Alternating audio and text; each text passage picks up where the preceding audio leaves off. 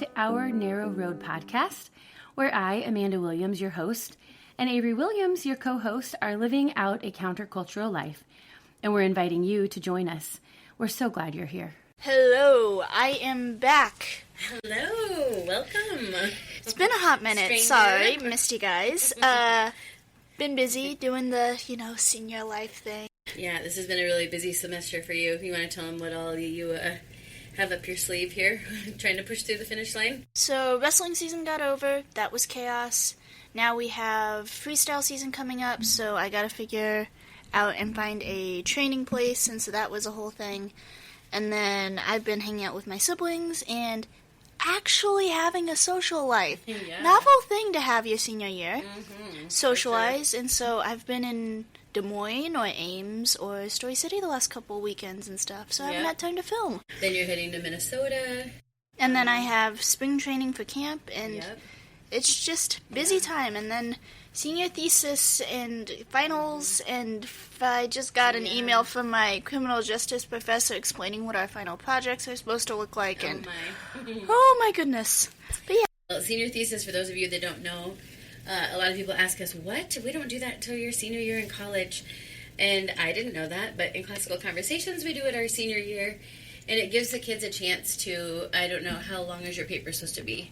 15 to 20 pages, I think. So it gives you an opportunity to write a paper that's 15 to 20 pages. She's done a lot of research. We bought a lot of books. Basically picking a topic that you're interested in and writing kind of a persuasive essay based on the facts that you come up with, and you kind of, make a stance on what you believe based on what you've learned, right? Mm-hmm. And then you present it. So she'll go before, she has a mentor that she meets with, sweet gal, and then she'll have 3 judges the night of her presentation. They will all get copies of her senior thesis papers. They'll read through them, they'll find holes, come up with questions that they want her to explain further, and give her a chance to defend what she believes. So I'm excited for it. Do I wish I got to do my defense and defend with swords instead of words? Yes, but hey, but so I'll manage. Oh, and I want to apologize. If you can hear, rumbling in the background, we are in the middle of a major blizzard again. It's March, and we have a blizzard. So. That groundhog wasn't kidding, and I plan on hunting him down. Yeah, we are getting 6 inches of snow. It's blowing like crazy. We had thunderstorms and hail last night. Lost power twice. It's a whole situation. So, chaos. Apologies for any background noise. Okay, so that's what you've been up to. We are here to give you what you all want, and that is the March recommendations. We forgot to add to our notes the one thing we do not recommend. I have that. You do? Mm-hmm. Oh my goodness, I have to think of something. Something I don't recommend. Oh, I don't know. Okay, well, I'll think about it. Okay, so do you want to go first? We have our categories are all over the place like usual. We want to keep you on your toes. Feel free to take notes or just read. I feel like I always go first. I'm going to let you take the floor. You want me to go first? Okay. So the thing that I'm going to tell you about, friends, we're starting with food, like usual. So here was my March go-to bailout recipe, and this is fantastic. And I think Avery even had to bail me out with it because I was under the weather. But it's super easy. So you literally take some boneless, skinless chicken breasts, and you pound them thin, okay? And then you put them in the bottom of a baking pan. You add 1 cup of Caesar dressing over the top of them. You lay out either provolone slices of cheese, or you can do Parmesan. And then you sprinkle the top with some breadcrumbs. For us gluten-free folks, we can get breadcrumbs, or you can just crumble crackers. Add a little salt and pepper. Pop it in the oven at 375 for 20 to 25 minutes. Serve it with fresh green beans and baby potatoes roasted. It was a fan favorite. So good, so easy, was it not, Avery? It is, yeah. Everyone liked it. I actually haven't tried it yet because I was at YFC. Okay, so you also, made it one for us note. And then had to leave. Yes, if you don't feel like pounding, I just butterflied the chicken breast open, and that worked just as well. Yep, you could do that too. Yep. Okay. And should I do my 2 for that category? Do you want me to do both of them? Okay. So my other foodie category one is a new cookbook that's out, and it is different than any cookbook I've ever owned. It's called Maxie's Kitchen, MAXI''S, and it's Asian food inspired. However, she has food from all different categories, but the way she cooks is so fresh. Everything in it, I'm sure we can eat gluten-free. And I just wanted to kind of hone my skills in that type of food, learning about the oils, how to use them, different mushrooms that I've never heard before. But the food's not weird. It's very, very good. It's almost like what you would go to get for takeout and how you can make it fresh in your home. And what I love about it is she's on Instagram too, and her mom do the cooking together. And so I always love learning new things, so then I could maybe bless Avery because she loves her Asian food. So highly recommend those things. Okay, yes. I can't remember. Have you served any of the recipes from that yet? I have not. I've just been reading and learning so far. Sweet. You know how I am. You love researching. Yes.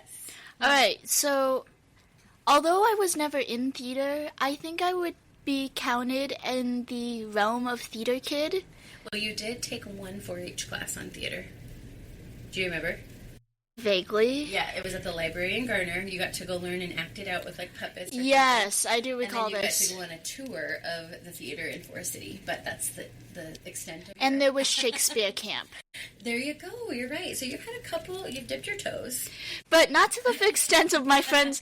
There are kids in theater, there are theater kids. Most of my friends are theater kids. Yes. But I love musicals and plays. Yeah. And so my first category is musicals. And so the first one is a musical written by Lin-Manuel Miranda's, and it's called In the Heights. Not the one you were expecting. Haha, I got you. Okay. It is following this guy who's called Usnavi, which he got his name when his father's from Puerto Rico. Mm-hmm.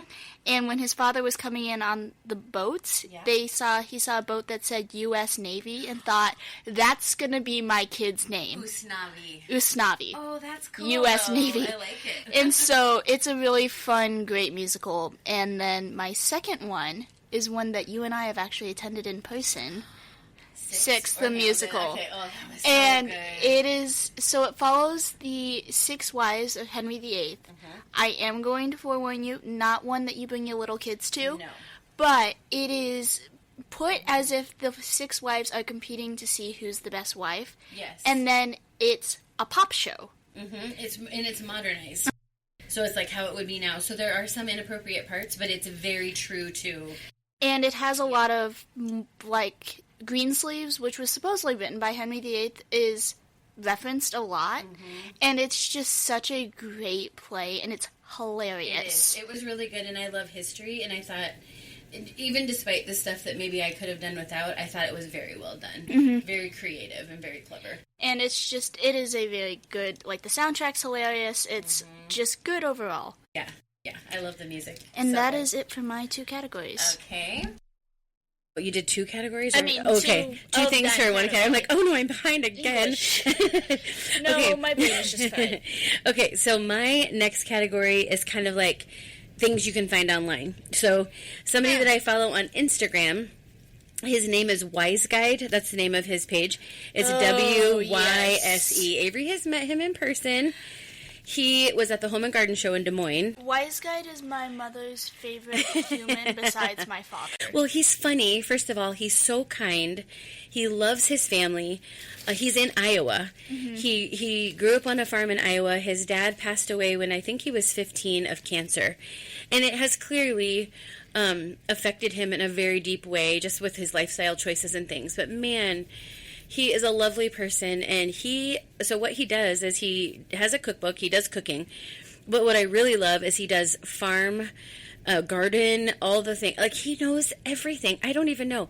Canning, gardening, landscaping, decorating. He collects all of these beautiful antique collections, things I didn't even know existed. I just learned so much from him.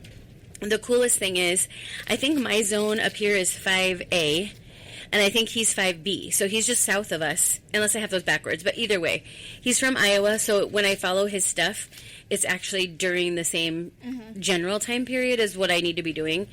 And he posts stories every single day. He has a dog. He's constantly showing you stuff in his house. He's out walking on the the historical farm. His mom lives right next door. This property is beautiful. Oh my goodness, yes. And so he's constantly just inviting you into his life, and he's so real and he's hilarious. So I love following him. He's got a website, YouTube, all the things, but I just really love his stories. And every Friday he posts a question box. People can write in questions they have about anything. And then basically all weekend he's popping on answering questions like, how do I trim my hydrangeas? When do I fertilize my onions? I mean, he's a wealth of knowledge, and you know how I love to learn. So he's a fun one. And then my second one, this is something that I've done with Aiden and Avery since they were younger, and now my younger kids. We are turning on a YouTube channel. It's Friends of Big Bear Valley. And so they have FOBBV, so the first letter of each word, CAM, C-A-M for camera. And it's the eagles out in California. It is so beautiful. There's this huge eagle's nest, and we've been following for years Jackie and Shadow, and they are mated for life. And they had some trouble, like some infertility, I think, for years, and they had some non-viable eggs. And then as of the last couple of years, she started laying eggs. And last year, I think it was, 3 of them hatched. One of them, I think, got cold and passed away because, out in California, they're in the north. So it's beautiful, and then they'll get these blizzards at night. And Jackie is the best eagle mama. She will not leave those babies. But you're going to love it, and your kids are going to love it because you look over the river in Big Bear Valley, and you can literally see them fly to get a fish out of water, bring it back and drop it in the nest, and watch them eat it. They talk to each other. They kiss each other. You just learned so much. Didn't you guys love it? Mm-hmm. We always had it on in the background. The kids beg for it now. This year, she did have 3 more eggs. They were not viable, and so they got to see the crows come and eat them. Ah. Then she mated. They mated, and they had 2 eggs, I believe, and she's currently incubating them. So it's very cool. Okay, so was that... But yeah, that was both of yours. Yes, that was both of mine. For my next one is music artists. I am a huge audiophile, huge music head. I think the musicals probably let you know that. And so one of them is Zach Webb. He's a really small indie Christian artist, but his voice is very beautiful and slow. It's like folk Christian, but not in like the hillbilly folk way. It's like the more just slow guitar acoustic way. Yeah. And his voice is really beautiful and very, very, it's one of my favorite artists when I'm learning Christian music. Say his name one more time. Zach Webb. It's spelled ZACHWEBB. BB, okay. And you find him usually where, on YouTube? Or? Anywhere music is played. Okay. And then my second artist is actually an Iowa native. He's from Indianola. He is 19, I think. And his name is Kyle Robinson. Mm-hmm. And so he started writing music when he was, I think, in his early teens, and has continued writing all the way up through college, and has released some truly beautiful songs that I love. But his story is actually really, really cool because he is kept on writing throughout the passing of his father. And his dad passed his senior year of high school. And so I can't remember, it's Mr. something, a very popular choir director, is actually from Indianola and was his choir director. And so they've done a bunch of duets and stuff. And it's been really, really cool to see. Is he on Instagram by chance? Mm-hmm. I might have seen some of them. And so, yeah, his music's really pretty. It's, again, that I'm a huge fan of the, pop folk or indie folk genre. Mm-hmm. And so it's that more folk style that's just really, really fun to listen to on a peaceful, cold winter day. That's cool. Okay. Was that 2? Yes. Okay. So my next ones are some things kind of looking forward to spring and Easter. And there are a couple journals and notebooks. So the first one would be more for the adults and teens, and kids can do this too, but it's called a Commonplace Notebook, and it's literally just that. It's common, and it's a notebook. I literally go to the store, I buy the brightest green spiral notebooks I can find. I label them with a black Sharpie, Amanda's Commonplace Notebook. And it goes with me everywhere. If I have an idea for the podcast, I jot it down. If I have a recipe idea, I jot it down. If I'm reading something or listening to a book and I hear a quote that I like, I write it down. What other things do we put in our commonplace? A gardening idea or recipes and something meal plans and grocery lists. Mm-hmm. As a note, the commonplace notebook doesn't have to be a physical notebook. Mm-hmm. I use notes, but very similar practice, but just write stuff down. It's helpful. Yes, and then you can revisit it, and it's really cool to have those journals and look back and see like what things touched you at that time. Some people get really, really creative, and they put like a table of contents, and they label all the pages with page numbers. And then they'll only write quotes in a certain section, whatever. I don't do that. You did kind of with the leather journal that I got. Yes, I do that, but that's a little bit different for me. That's more of like a resource. Yeah. That's something I wanted to be more like a go-to resource, whereas this is just like brain dump. Think of that. They call it your second brain, basically. And so it's a place where you can just kind of get all that information collected. And then the next one is more for like your younger daughter. They do have son ones too. My boys haven't been as keen on these as both of my daughters were, but it was so special. It's called Just Between Us, Mother and Daughter, and it's by Meredith and Sophia Jacobs. And if you hop on Amazon, it's this beautiful notebook, and so there's a place for the mom to write and a place for the daughter to write. And what we did is we had our own special pen, and Mom would write something, answer the question, and then I would go to Avery's room or Jossie's room, and I would tuck it under their pillow. And then at night when they went to bed, they were feeling under their pillow for this journal, and then they would get to read what I wrote, and then they would get to write. And so then the next morning, they would hurry and go in my room and tuck it under my pillow, and it was a fun back and forth, and it just, I thought it was really good, like, for Avery and I, because we always talked, and so it was fun to, like, have specific things we wanted to talk about. Because there are prompts in it. There's prompts, yeah. And for Jocelyn and I, it was like a get to know you. It was so cool. I mean, she was 8, and it was, if they can read and write, then, and the things she wrote was so beautiful. I learned so many things from her. And so I think it'd be a really fun thing to tuck in an Easter basket. So, there you go. Okay, we're still on people. So, in our family, we really like poetry. And I really like listening to, like, the more spoken word style poetry. And so my next recommendation are 2 of my favorite poets. One of them is Christian, actually. So the first one is Corey Jane Spalding. And so she writes poetry. Some of it is Christian-based. There's a lot of it that calls out, like, not modern problems, but, like, current hot topics, kind of. And the way she articulates it, I think, she articulates what a lot of us are thinking but can't put to words. Okay. And then the next one is Ethan Jewell. And so he writes a lot of different styles, but the way that he does it is he actually composes music to put in the background of it that plays off of whatever he's talking about.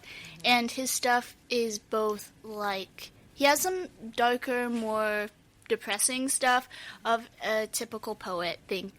Poetry is expression. Yeah. There's a reason the tortured poets is a common space term. But then he has a lot of funny and sweet ones as well that I just love listening to. Cool.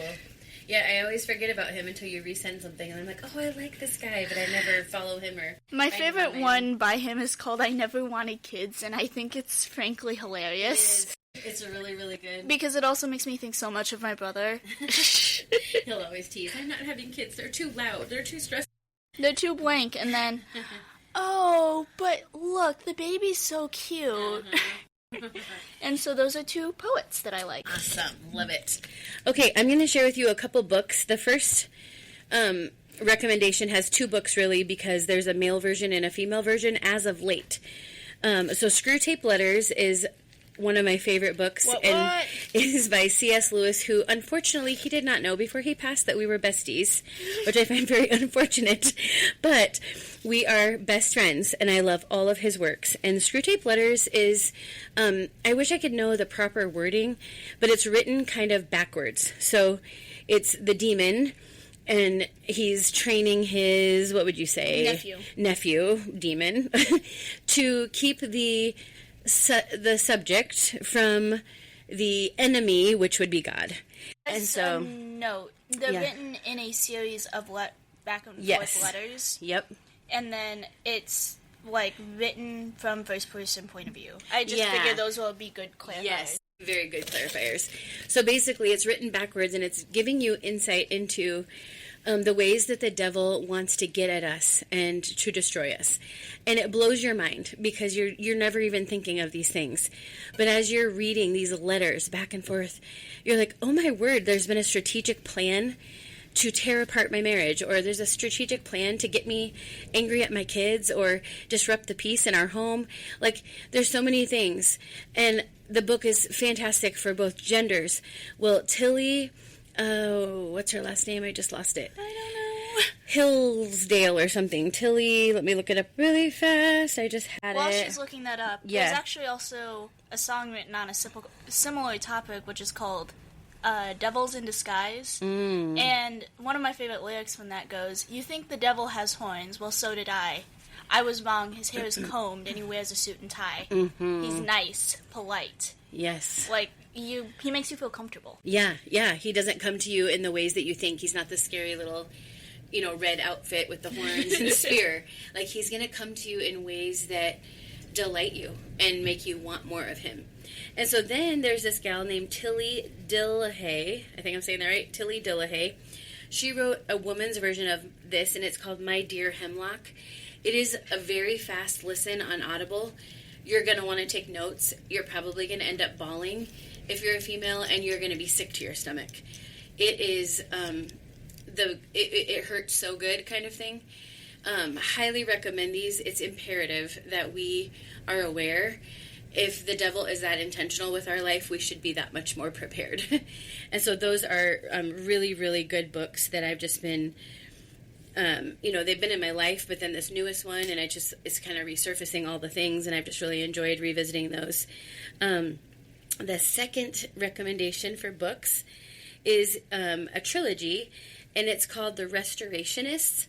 And Beneath the Swirling Sky is the first one, and that is where a boy Vincent and his cousin Georgia enter the Starry Night by Vincent van Gogh. And it is a beautiful book where it gets you on an adventure. There's mystery, there's wonder, there's a little bit of fear involved, there's self-reflection, and you learn so much about the artist. It's just very, very good educational book, but the kids are hooked to it. And there's two more that come after that, and I wish I would have written them down, but the next one is Georgia O'Keeffe, and the third book is Bravi. And so it's the three, and I think she'll be writing more, he or she, whoever it is. But The Restorationists, if you look that up on Amazon, there's three of them. It starts with Beneath the Swirling Sky. I will actually also have books as my category, so I'll hit that one next. Okay. So I recommend book series, and as I know it's hard for parents to sit down and actually read books all the way through, particularly big, long series, but you kind of have to unless you know somebody like me who's read them all. Yes. And so the first one that I'm going to be recommending is the Harry Potter series. Now, before people go clutching their pearls, we're prepared. So J.K. Rowling is actually a professing Christian, and if you go through and you actually sit and you read the books, you get to see shocking parallels between the books and the Bible, where you have this, like, demonic person. They call him he who must not be named, like it's something where, oh, he's watching, what names have power type of thing. He has these people, like, all of the evil is very clearly seen as evil. And then you have this boy who is the chosen one, who at every single turn is trying to protect his friends. It kind of very similar into where Jesus is, made this cup pass from me. And every single time he's like, ends up somebody else sacrificing themselves for him, and he's like, this is not what I want. And so at the very end of the series, he goes, and it says that he goes and meets death like an old friend. And it's where I like really interesting to see, because he was the boy who lived, just like Jesus lived, but then in order for his like true, what he was supposed to do to be fulfilled, he had to die. But then he did, in the plot, come back to life. and finish and vanquish the Satan. Yes, and I remember in our homeschool groups, it was kind of a big thing, a big deal, and I totally get it. I mean, it comes across very demonic, and, you have to know your kid. I know Avery had kind of come to us and kind of presented what she wanted to do, why she wanted to read these. We were continuing to converse with her while she was reading the first book, and I remember being out at the campfire and you telling me correlations that I don't even know how old you were. Do you remember? I started reading them at 11. Okay, so probably younger than most kids, maybe. But we sat out at the campfire, and I remember some of the correlations she was making was so deep. And I realized that had I just put the squash on and said, no, we're not reading these books, they're bad, they're scary, whatever, it would have, squelched a part of her that was inquisitive and needed to wrestle through some things. And so we chose to handle it like, read the books, let's talk about them, let's keep in contact. If we feel there's anything going awry or whatever, we might scale back. We didn't go out and buy all the sorcery stuff, and we didn't get involved in any of that, but it was just the storyline, and it brought a really, really good conversation with our family. So, and like with both the book series that I'm going to recommend, I'm not going to recommend, and this is going to sound weird, you buy the entire series or give the entire series to your kids all at once, because both of these authors wrote progressively well, not progressively, but they wrote to the audience because they only wrote a book like every 2 years. Right, so the kids were growing. They wrote to the audience that they were going to have. And so at the start, J.K. Rowling was writing to 11-year-olds. And at the end, she was writing to almost 22-year-olds of her original target set. Yeah, that makes sense. And so you have to know that these books grow in maturity as you get deeper into the series. And so, like with Jordan, I have him reading the Percy Jackson series, and I'm holding the next 2 or 3 series because I know that Rick Riordan wrote them for 16-year-olds, 17-year-olds, upper teenagers versus the original ones being written to 5th graders. Yeah. And so then the other one that I'm going to recommend is the Hunger Games series. I would definitely say this one is 13 or 14 plus because the books can get quite graphic. If you have a kid who's not bothered by that, definitely, use your discretion. But what I think a lot of people don't realize is that sci-fi authors typically write on hot topics very discreetly. And so you look at, there was something going around about a Princeton Christmas ball and all of this food and all the gluttony that was happening. And that's something referenced in the Hunger Games books of there was an actual medicine that made you throw up so that you could go eat more food. And it's referencing all the waste and then how, different caste systems are structured. And so if you look at it, it references it parallels a lot of hot topics just in a more extreme way. But then when you start... satire, maybe? Yes. Okay. And so then when you start seeing it happen, you go, why does this feel so familiar? And then you recognize it, and then you're like, oh. It could turn into this. So it's almost like written in warning, but yet it's still entertainment. And it's almost like this is what we see in society that's absolutely ridiculous and insane. Let's write something even more ridiculous and insane. So it almost kind of bothers the reader a little bit. And then all of a sudden, when you start to see it in the real world, you're like, okay, I know this is... Yeah. That's kind of cool. Another good, reference of that is, I believe, there was a point in time where people, instead of calling them mothers or women, they were calling them birthing people. And that was referenced, I believe, if I remember right, it's in The Handmaid's Tale, where it was you had to get a license to have a kid. And those people, because it was all about population control, and those people were the birthing people. And so they were like, wait, this is weird. And stories are meant to be written like that. They're meant to call out things that we aren't noticing right now.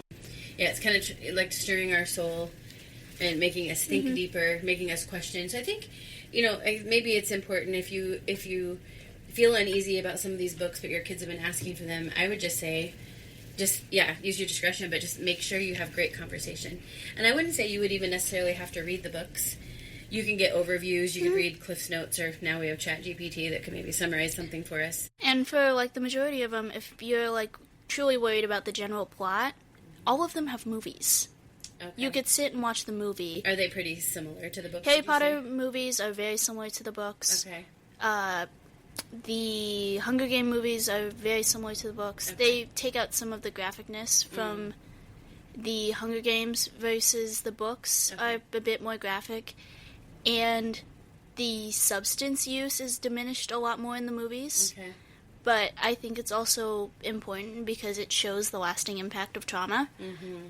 And so because you'll also have kids who are wrestling, like foster kids, or just kids who are wrestling through, what does life after this look like? And I think it's good to see, because Hunger Games is a bit more morally gray, that there is still right and wrong, but I think it also is good for them to see that bad people do good things for bad reasons, and vice versa. And so it really calls into question where your motives are, and what you, what are the hills you're willing to die on. Yeah. And I remember we talked a lot about good morals versus good character, and just really good conversations that came out from that. So, yeah, I think it's, I was raised that way. Like when there was something controversial on TV, the MTV music television, my dad didn't say no. He said, what time is it on and what day? And we sat down and watched it together, and then we had a really good discussion. And so I didn't have this like, oh, it's forbidden, I want it more kind of thing. So that was a really long-winded explanation. I'm sorry. Okay. I think it's good because maybe what I think, Avery, is there's probably parents that really are questioning. I've actually gotten a lot of questions about those books because I always post the things we're reading, and I think people saw you did a birthday party of Harry Potter, and I know somebody was really disappointed in me, and it was like a beautiful conversation. So I think it's really good to talk about stuff like that. There's probably parents out there wondering. So, okay. Bottom line about that is, kids, because of how internet works and because of how kids talk, and that's not to say to expose them to anything because they're going to find out anyway, but I think it's better if you can head it off at the pass. Then the kids very much prefer you be genuine and open with them than you just hiding things away. Yeah. So, my siblings have asked, oh, when can I start reading Harry Potter? When can I start why can this kid read Percy Jackson? Not yet. And I sit them down and I explain, these have more mature topics. It's not that you're inherently wrong for being mature, it's just stuff that your brain's not ready to wrestle out and struggle through yet. Yep. And we might be dealing with some other things in the home that they're struggling with maturity, and it's not a sin to be immature. And so we don't want to add more things that their little brains have to process when they're dealing with just some of the basics. So, yep. Okay. So, for, thinking of Easter again, okay, this was actually supposed to be a Christmas present. So have you ever bought anything off of a Kickstarter campaign? I did not know this was a Kickstarter campaign when I bought it, but it was only $70, and it was half off. And it's called Bible Bricks. And I researched, and all of these Bible bricks are compatible with Legos. And the story behind them, it was so cool. This guy, I think he was a youth pastor, and he was preaching at some different conferences. And he noticed that the kids just were not engaged. They were not able to hold their attention. And he started doing studies about how the brain works and how kids learn. And he was like, they're tactile and they're visual. And we talked about that in one of our previous podcasts. And he's like, God just gave me this, permission. You need to make something to make the Bible come alive. And so he designed the Wilderness Tabernacle set. And in Legos, and it's, you guys, it has 1,342 pieces, and they're the same exact size as the Legos. And so I ordered this thinking this will be a great winter activity. It'll come in time for Christmas. It'd be kind of like our game that we would do, and we could all work on it. Well, it never came, and it never came. And the gentleman was so forthright, and I loved it so much. He kept coming on saying that he was having trouble with the manufacturing because he wanted it to be exactly as the Bible said it. And apparently, on one of the head pieces, there was, this little blue piece, and the manufacturer was having a hard time getting it to look just right, and it would come off, and so then they wanted to print it on, so then you had to get painters involved. It's fascinating, the things that go into toys and things. And so it just came, February-ish, and we are still neck deep in school and Faces of History and things like that, so I haven't gotten it out, but I think around Easter, when school's coming to a close, it'd be great for, some rainy days. And yet, somehow, I'm still in Exodus. Yes. Bible Bricks Wilderness Tabernacle Set is what it's called, and right now, it is full price, so keep your eye on it and see if it goes off, goes half off again. But he also just came out with one for Easter, which I'm so sad I should have gotten, but it's the tomb. And it's so amazing because the stone actually rolls away, and it's still connected out of Legos. It's so cool. You guys just need to get on. It's BibleBricks.com. Check out what they have. They just have the 2 sets so far. And then my second encouragement for maybe like an Easter basket is, I'm sure you guys have heard of like Adventures in Odyssey, these audiobooks that kids can listen to. And there's this other set called Jonathan Park. Well, the makers of Jonathan Park have also made 2 other series. One is called Adventum. My kids love this. There's 8 of them, and it's basically walking through, starting on page 1 of the Bible. It walks you through every single part of Scripture. There's background noises, you know, the neighing horses, the clomping hooves, the storms, you know, you can hear. It just brings the Bible alive for kids. My kids absolutely love it. And so I was going on there the other day to see if they had any additional ones out yet, and they didn't. But I saw they released a new series, and it's called Mac Meets History. And it is all about American history. And we are getting ready to study that next year for Classical Conversations. We'll be in Cycle 3. And so I went ahead and ordered that, and I'm going to tuck that in an Easter basket. So I would highly recommend either Adventures in Odyssey, Jonathan Park, Adventum, and Mac Meets History. What would you say Jonathan Park is more geared to? Creation? Jonathan Park is geared towards your boys who love dinosaurs. That's true. Yeah, that's true. Overall, the series is great. I enjoyed it as a tomboy girl who liked adventure. Mm-hmm. But it's definitely, like when Jordan first came, he told me all the dinosaurs of all the varieties and what's important about all the varieties. And pronounce them all. And the Giganotosaurus and all of that, and it is for that kid. Yes. It was built for that kid. Yes. So, any kids. But yes, Adventum, so bringing the Bible alive. Jonathan Park, just think dinosaurs. Mac Meets History is American history. So, I'm really excited about that. Okay, you're up. All right, my next thing is Bible-y related stuff. Mm-hmm. Okay. So, my grandpa, I was talking to him, I'm like, I have my travel Bible, and I have my big note-taking Bible, but I kind of wanted to get a study Bible. Do you have any recommendations? Because he was the one who introduced me to the NLT translation I didn't know. Mm-hmm. And he's like, well, let me look for you. So he actually bought me this really nice NLT study Bible. But the thing that I like about it is, you know Aiden's ESV study Bible? It's huge. Uh-huh. Yeah. Where it's like an entire, like, just encyclopedia.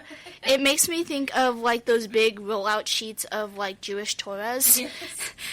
This one is travel size. Yeah, it not like pocket size. Not like pocket, yeah, but okay. it's the size of a regular Bible. And the blessing is, usually when you have those Bibles that are compacted that much, either the text is tiny, so small, or the paper is so thin you feel like you're tearing it with every time you turn it. Mm-hmm.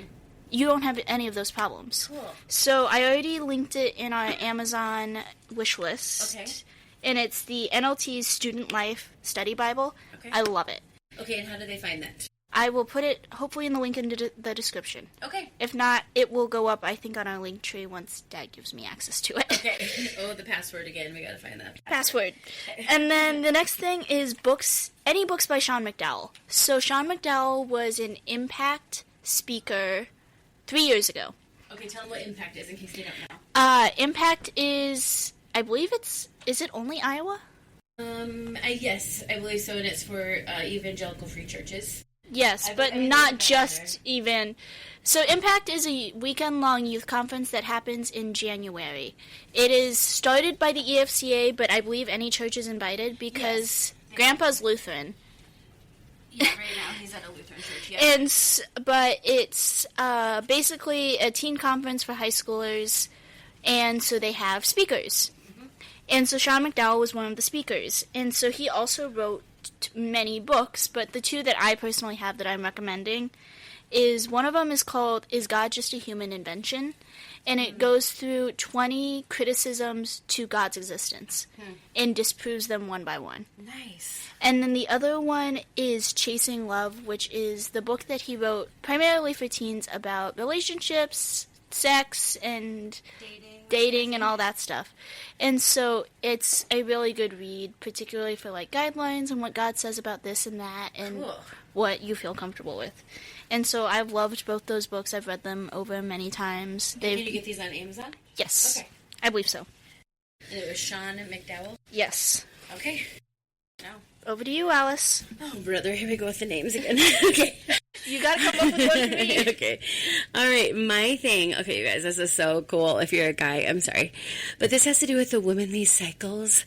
So and guys, it is... skip to... Fast forward 30 seconds or so. It's called Sync Botanicals Company, and it's a tea company. And they send you this beautiful little circular, to go with the cycle of life, circular little tin or this box. And inside, every so many days is a different kind of tea, and it syncs with your cycle, and it helps you feel better during that time. So it starts with what's called Root. It's Empower Yourself to Rest, and it's days 1 through 6. And I'll just tell you this very first one. I'm not going to go through all of them, but so you understand. It says your body is naturally resetting as estrogen and progesterone levels are at their lowest. Prioritize sleep and gentle movement and stretching. And then it says nourish with warming iron-rich foods like leafy greens and lentils to replenish iron lost during menstruation. And then it has a certain little tea bag that matches the picture. And every single night you brew up this little bit of tea. And so that's for days 1 through 6. It has a different kind of tea for days 7 through 10, a different tea for days 11 through 14, 15 through 19, 20 through 24, and 25 through 28. And so if you are interested in this, you can Google syncbotanicals.com. Okay, and then the next one is, as spring is approaching, which seems really odd to think about right now with the blizzard vibrating our walls, but I'm really looking forward to having iced tea, and then I grow this herb called chocolate mint, and infusing it in there, it is like the best spring-summer drink. So, there you go. Sorry, my computer crashed. Oh no, right. If I would have noticed, I would have, drugged that up a little longer. Sorry. Okay, we are back. Yes, okay. Sorry. Technical difficulties.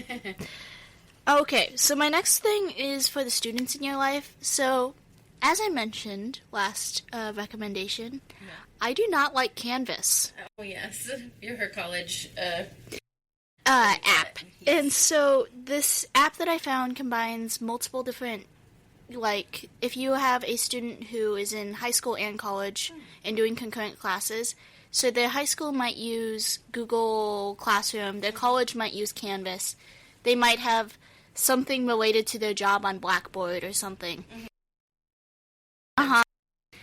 This website called Wick, and you can also get it as an app for your phone, combines them all, so all you have to do is upload your calendars, and it will combine them all and tell you what assignments you have. Nice. Which is very, very useful if you keep on missing assignments because things aren't getting put up right or whatnot, and I just really like it. It's a really great service. So it's an app, you said? It's an app and it's a website. Wick is spelled W-I-C-K. Okay. It's a little fire emoji. Cool. And then the other thing that I have is it's a website and an app. It's called Sell Your Books. Oh, yeah. And so I have a bunch of textbooks that I'm no longer using, just laying around. And I didn't want to go drive over to the bookstore to sell them. And I also didn't think they were going to give me a very good deal on it. And they were also a little bit beat up. And so all you literally do is scan the barcode on the back of your book into this app, and it gives you a price. And then once you decide how much, all of the books that you want to do, it pays for a shipping label. Nice. You print it off, stick all your books in a box, drop them off at the FedEx drop-off, and then in a week or two you'll get an offer on how much they're actually going to give you. Cool. And so it's really, really simple and easy, and it was so nice because I had all these books weighing down my bookshelf area. It actually broke one of my bookshelves, and I'm like, I don't need any of these books, because I'm not taking A&P again, and I'm not taking music appreciation again. So, really, really nice thing for the students in your life. Very cool. Okay, good to know. Okay, I always give you some little animal suggestions. So the one I'm sharing tonight is our animal beds that we have. I know you guys have seen these. It's like the faux fur of the mom or something. I don't know what their claims are, but it works. I'm not kidding. So both our cats and our dog have these. Even our rabbit had one. And if she would have known that she wasn't supposed to pee and poop in it, it would have been great. But these come in all sizes, and they're called, I don't know if it's Save Fox or Sav Fox. I'm assuming Sav. Okay, SAVFOX, and they're plush, calming donut dog beds. And Mia has the very, very large one. We have one in our bedroom and one in the living room. And then each of the cats has like a medium-sized one. And then, of course, the rabbit had a small one, but we've thrown that. These things are amazing. Even our dog would get kind of nervous on a car trip. If I bring it and put it in the seat, she'll lay and not pant the whole time. It's very calming. I don't understand how it works. And then the second thing is for our dog as well. There's a little shop in Clear Lake. Avery, do you remember the name where we get our treats? It's Something Paws. I can't remember. Lakeside? Yeah, Lakeside Paws or something like that. I can look it up real quick. Well, for you locals, it is where the old Louis meat locker or meat store used to be. It's right by the Fairway. Yeah, right by Fairway and Glenn's Tires, I think. Anyway, they have these dog treats that are comparable. Paws at the Lake. What is it? Paws at the Lake. Paws at the Lake, thank you. So Paws at the Lake, and I know they do online, so if you're not local, you could look them up. But they have these dog treats. They come in the shape of a fire hydrant. And they're kind of like... Red Barn, I believe. Yeah, Red Barn, you're right. That's the title, or the brand. But they come in the shape of these little fire hydrants, and they're like those green toothbrushes you can buy your dog. But the thing with these is they have really, really healthy ingredients. It's like sweet potato, parsley, turmeric, all the things. No food coloring, no, really hindering ingredients. They're pretty affordable, and they just help with your dog's breath. So, super cool. I would recommend those. Okay. Let's see. So the next two ones that I have to recommend are apps. The first one is Finch, and here's the thing. My generation will do anything but actually do what we're supposed to do unless it's gamified.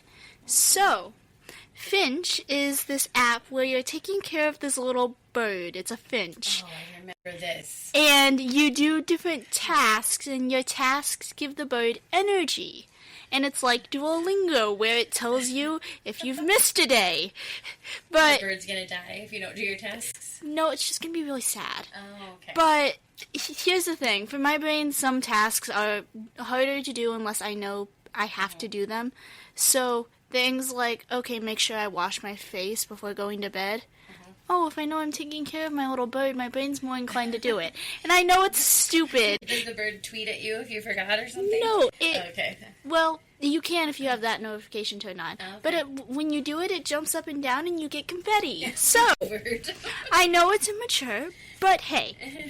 You gotta have some fun. Work with your brain, not against it, right? Yes, right. And then the next one that I'm going to recommend, I don't know about you, but I cannot stand, biased sources. And after hearing the issues, how biased CNN or, Fox News is towards one side or the other, I just don't, want to know what everyone's saying. Right, you want to hear both sides. And I want to see, because if I can hear both sides, both the extremes, I can meet somewhere in the middle ground and think, okay, it's definitely not as good as this, but it's not as bad as that, so we can hit the middle. Yep. And so the app that I love using is called Ground News. And what it does is it takes all the news articles on a specific topic. Okay. So we'll say the topic is new bill getting passed. Okay. We'll say, okay, red food dye getting banned. And it takes all the, news articles, and it combines them into one, and it gives you a summary. Okay. And then if you scroll down, it shows you with color tags. These are more centered, moderate news articles about this. Yep. These ones are the ones leading more left. These are the ones leading more right. And then you can click in and immediately read them. Oh, cool. Okay. So that you can double check and fact check what they're telling you. Oh. But I like to be able to stay up to date on what's happening. But I also don't want my perspective to be biased to one side or the other. I want the whole all the facts. So Ground News, it's an app. I really like it. It's free as well. Oh, wow. Oh, that's You cool. can pay for a premium subscription, and it, like, tailors it to you, but I really don't care about that. You just want the nuts and bolts. Well, that kind of leads me into my next one, then. That's a good segue. Ours that we use with the younger kids for school is called World Watch News, and it's similar, but it's a video style, and they basically, they're Bible-believing people, but they present it all, and they do it in a very easy to understand for kids, not scary. You know, they let you know, okay, there's a war going on, there's this. You get to see other parts of the world. They've got, you know, their news reporters going around. They've gone to zoos. You get to see really cool animals. There's so many things. Like, my kids beg for this. And so if you go worldwatch.news, you should be able to find it. And they're always offering, like, 6 months free, 4 months free. You can, you know, Google influencers that have codes. Like, they're very generous. I think it's like $5 a month or something like that. But we got half the year free. So it's really, really cool. And it does very similar. It's neutral. It just tells you the nuts and bolts. You have no idea what their beliefs are. It's really, really cool. The second one, I don't know if you guys know that this is out yet. You guys have probably heard of Brave Books. I think it's the Kirk Cameron company. And we got some of those for a while. And I have one child in particular who loves, like, political stuff. And she's very, like, justice driven. And so after our year subscription was up, I saw they had Brave Plus TV streaming app. And I thought, oh my goodness, my husband's going to be so annoyed because he's always asking me, He hates streaming what streaming services. apps did you sign up for today? But anyway, I did sign up for it because what it does is it filters all of the cartoons that our kids are already wanting to watch, like Bluey, Arthur, you know, Caillou, all of those, plus other ones that have been made. And if it meets their standards, it's produced on their TV app. So I can't even think off the top of my head right now, but there's this book series called Redwall, and it is a medieval staged kind of, they're mice versus rats, good versus evil, and they have the shows on there. And we have been reading the books. And so the kids were so excited. But then they also have, like, Strawberry Shortcake. And they're like the old versions, you know, like when I was a kid. And so it's a really, really cool streaming app. And I feel super confident letting the kids just hop on there and watch anything that's listed. Because I love their little parameters that they run everything through. So check that out for sure. Brave Plus TV is what it's called.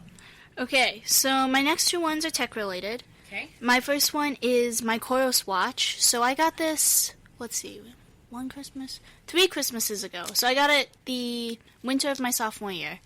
And at the time, I think it ran a bit more on the pricey side because I'd gotten the upgraded version.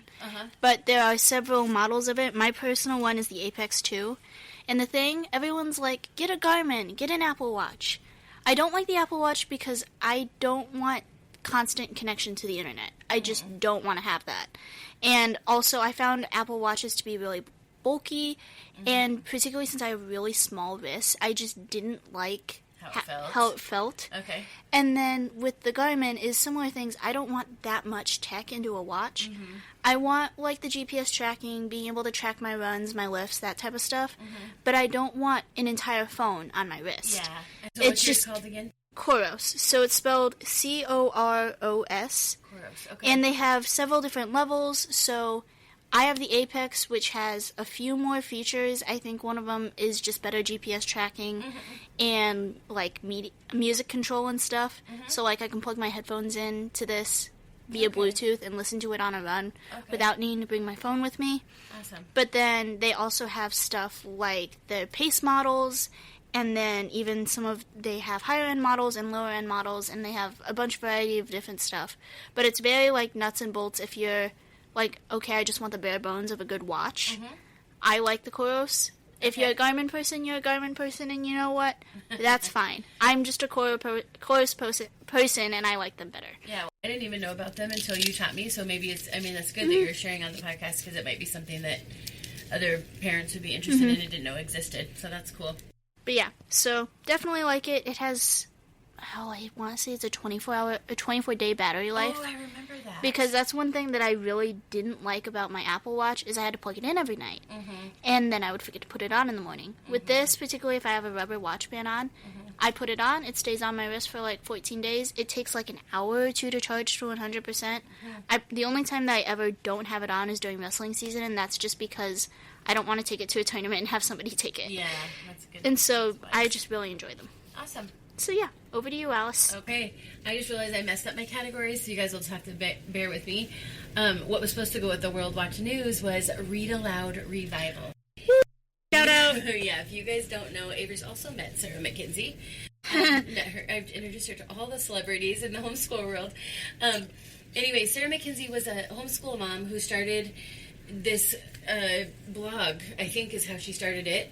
And it was basically, she loves books, and she was a librarian for so many years, and she wanted to help other moms fall in love with books and have meaningful relationships with their kids. She now has this full-on, I call it a ministry.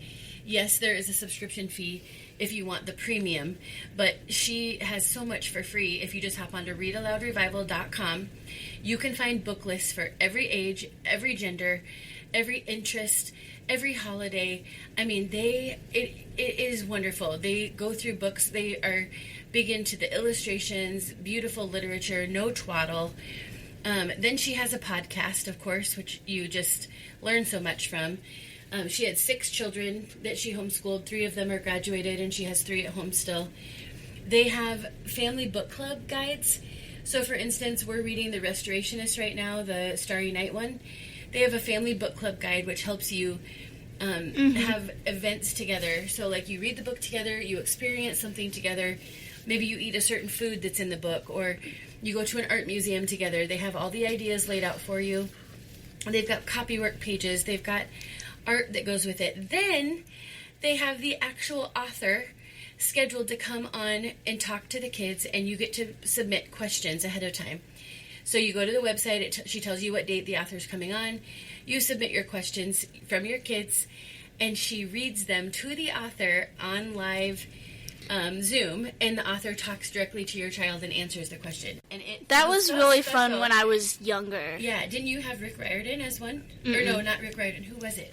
It was the Fablehaven guy, and it was the guy who wrote Peter Nimble. Oh, Auxier. Yeah, Jonathan Auxier.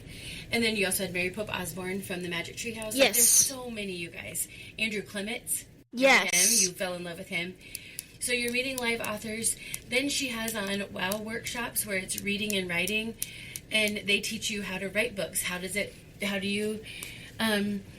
take to write a book? What kind of things are you looking for? And how do you become an illustrator? So if you have kids that love to draw, or if you have kids that love to write stories, it is just fantastic. They also have rabbit trail guides. So as you're reading a book, if your kids fell in love with the story, they have picture books and other chapter books that are similar that would tie in with the themes that you learned. So you can expound more. It is just amazing. And then they have Circle with Sarah retreats every season just for the moms. They have mama book clubs. And then if you're involved with the premium membership, you get a Circle with Sarah podcast just for you. It's just for the membership people. I just can't say enough about it. We've been a part of it over 12 years. And it has at least. Even when we were struggling, like in some areas to, like maybe we need to scale back on our budget or something, or that was one thing Eric never let me cut out of the budget. He said, it is so good for you, and it is so robust, and it has just really influenced our homeschool. So I would recommend that. I should have recommended it the very first month we did this. So readaloudrevival.com. Okay, then I was supposed to switch over to a movie that I was going to tell you about. It's based on a true story. It's called Sarah's Oil, and it's based on a true story of Sarah Rector, an African-American girl in the early 1900s in Oklahoma, who became a millionaire after oil was discovered on her land. She had to fight against greedy prospectors to keep her wealth, and it is a beautiful story.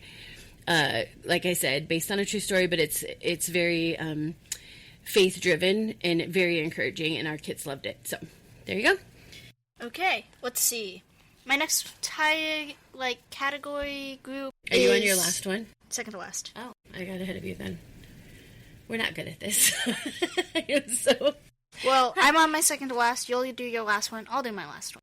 Okay, so you have 2 and I have 2. I only have one more category. Yeah. Okay. Okay, we're I good. have 4, you have 2.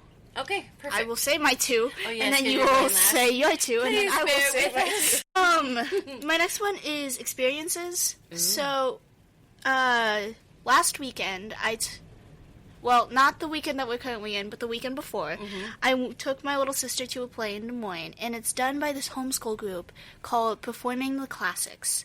And for the Iowa people, oh my goodness, it was so cool. Like off the chart talent, you said. They did Peter Pan, and it was really well done. The sets were really cool. They had, when they have to fly through the sky, they covered hoverboards in, like, cotton balls, so it looked like they were riding on clouds. Oh, it was so well done. My little sister had so much fun. Yeah. And so I also think taking your kids to live plays is a really great way to break them from, oh, we want to see these stories, but you don't want to sit them in front of the TV every weekend. Yep. And so it was so much fun. We got all dressed up. We went out to eat after. She had so much fun. And then my second thing is go thrifting. Me and 2 of my best friends went thrifting, and oh my goodness, we had a hoot between the 90s prom dresses with metallic blue flowers on them and all the different things we brought. Bonus points if you find a raccoon t-shirt and get your grandma to sew it onto a denim jacket. Thank you, Grandma. From the 80s. It's so cool. And so, yeah, go thrifting, have a lot of fun. You spend, like, it's really low expense. You spend maybe $30. Oh, I never told you. I also got Grandpa this knitted chicken. You did? Uh-huh. Did he like it? Yeah. But here's the bonus point part. Oh, my word. If you squeeze it, it lays a plastic egg. No. So, like, the big Easter egg, word. it's, like, what keeps it stuffed. Oh, my word. He thought it was the funniest thing. That is so cool. And he goes, I'm taking it to work. I'm setting it on top of the microwave. Goodness, the kids are going to love it down there. And That is so, cool. yeah, to just get out in the world and have fun. I love that she's saying this to you guys because our whole, out of necessity, not just out of fun, we thrifted everything when they were little. So much of our So clothes. I would, study the different towns, and I would tell the kids we would pack a picnic lunch. You remember this?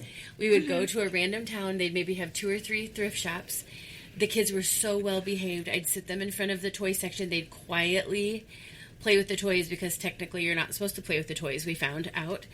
And they just wouldn't draw any attention to themselves while they were looking at all the toys. I would scurry around, find clothes in their size. They would each get to pick out one toy. You know, it's like $3. And then we would go to a park in that town and eat our lunch. It was so much fun. It was loved funny. it. I can't even remember who I was talking to, but we were talking about toys and toys we had when we were kids and whatnot.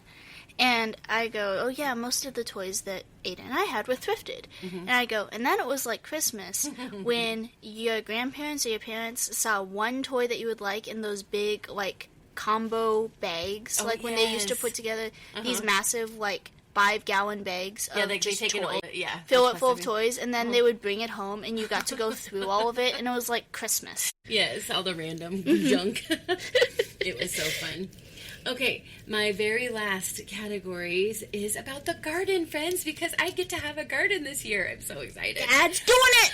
Oh my goodness, my husband is so amazing. He's going to level out the ground. We're going to build the new garden beds. We're going to get it done. He's so gracious, and we have graduation to do, and so I'm just so thankful that he's willing. Avery doesn't want to have a graduation party, but she's having one.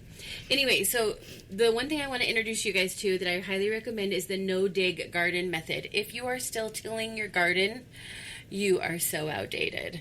Okay, so you're disrupting the microbiome of the earth. You are disturbing the structure of the soil.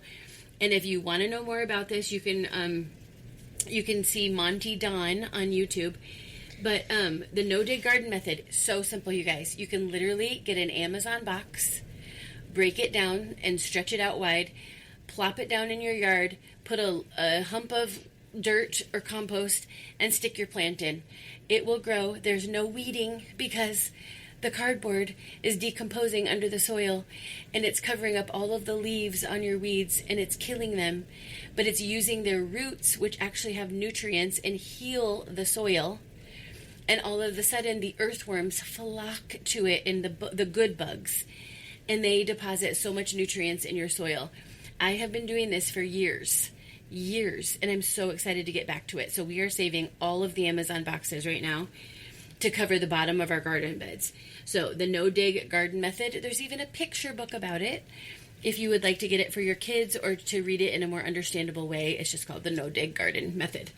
And then my last thing is we order a lot of onions. I don't know, Avery, do you remember helping me plant? Like, we have over 1,000 onion plants that will be going in because we eat at least 1 onion a day per family, or as a family. Probably even more now that we have more humans. Yes.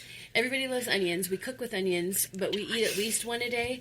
But the thing is, I also use them in my ketchup recipe, my pasta sauce recipe. So we basically need about 3 a day. So we need more than 1,000 onions. I do both purple and a white variety. I get them from Dixondale Farms. Do not get the sets. The sets look like mini looking like baby onions, like just little round pearls of onions. All they will grow is green onion. That's all they'll grow for you.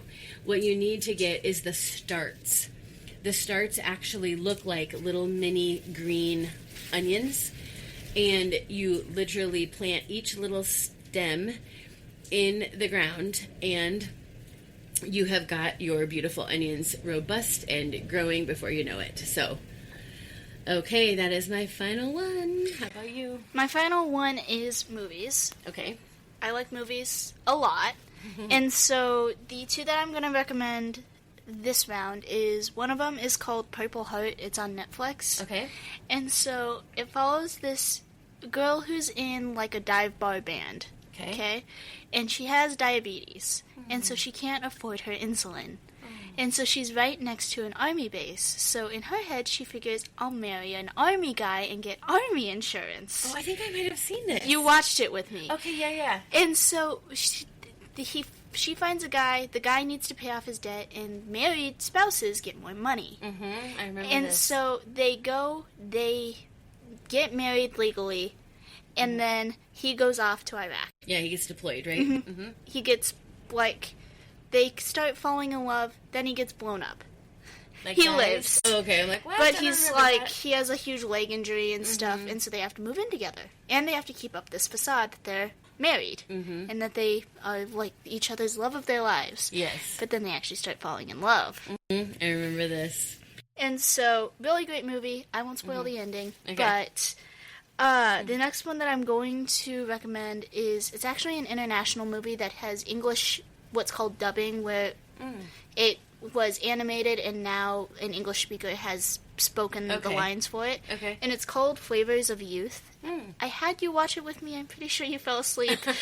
Cute little, like, slice of life type of movie, I would say, where it's basically how food can bring us all together. Oh. And how they run, like, this singular, like, type of dish relates to so many people. Oh, cool. And so it is, like, the style is, I can't remember what the exact style is, but it's more of the Japanese style of animation. Okay. And it's this really sweet movie. Awesome. But yeah, 10 out of 10. Would recommend. Awesome. I do not recommend. Did you think of one? Oh, I don't know. I can say mine while Okay. you're... So, I do not recommend distrusting your Apple Maps. And here, I will tell you why. So, I was with a friend this weekend, and we were going out to eat with her family, and her dad said, take the interstate over. Well, my Apple Maps kept on trying to reroute me different ways, but not the interstate. Kept on, like, not going to the interstate. And she's like, okay, we'll just follow my dad, though. He said, take the interstate. So, we were supposed to get to the restaurant at 5:30. I get on the interstate, and my ETA goes to 6:15. Oh. And I was stuck on the interstate driving 4 miles for an hour. So trust your Apple Maps, because your Apple Maps is probably right.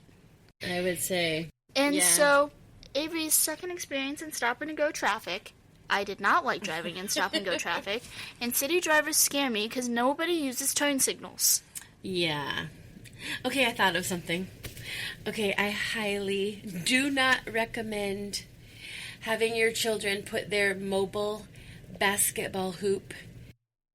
I front of your car right before a windstorm, because what will happen is the mobile basketball hoop will fall over and crash your windshield, not just on the outside, but on the inside, and you'll have glass shards all over your dash.